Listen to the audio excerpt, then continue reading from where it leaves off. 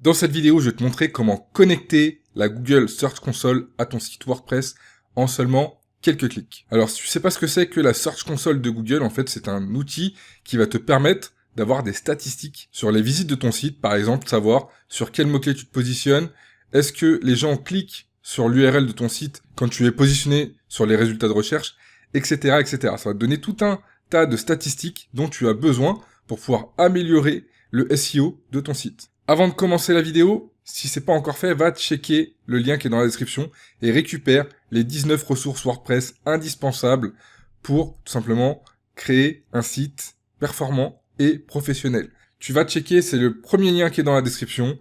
Récupère tes 19 ressources indispensables.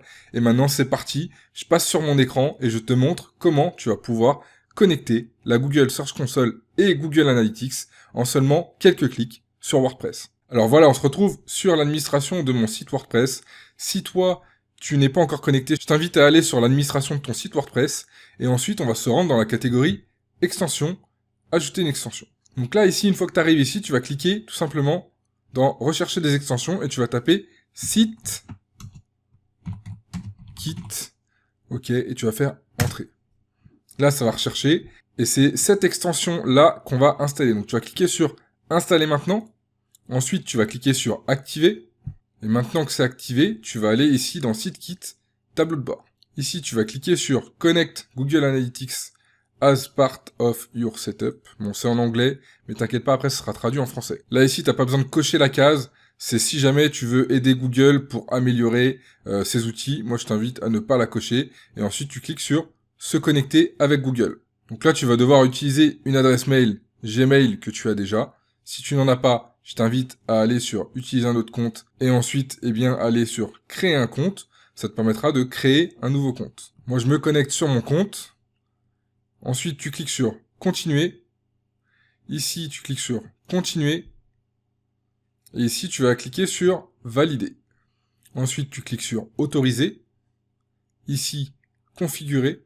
Ici, tu cliques sur suivant. Ça va te permettre de connecter ce qu'on appelle Google Analytics, ce qui va te donner des statistiques sur le nombre de visites de tes pages, savoir si les gens restent sur tes pages ou s'ils partent sur une autre page, par exemple, ils quittent la page pour retourner sur les résultats de recherche. Tu vas avoir pas mal de statistiques, c'est vraiment important de le connecter. Ici, ça te demande si tu as déjà un compte, sinon tu vas créer un nouveau compte. Donc ici, on va descendre tout en bas, on va cliquer sur configurer un nouveau compte. Ici, tu as le nom de ton compte, tout ça. Tu coches activer la mesure avancée, normalement c'est déjà mis, mais si c'est comme ça, tu cliques dessus pour que ce soit vert, et ensuite tu cliques sur créer un compte. Là, tu resélectionnes encore une fois ton compte. Encore continuer. Continuer. Et là, ici, je t'invite à mettre France, ou ton pays. Tu vas cliquer sur j'accepte les conditions générales. Encore ici, j'accepte. Et ici, t'as pas besoin de cocher. Ensuite, tu descends et tu cliques sur j'accepte. Et maintenant, t'as plus qu'à cliquer sur Go to my dashboard.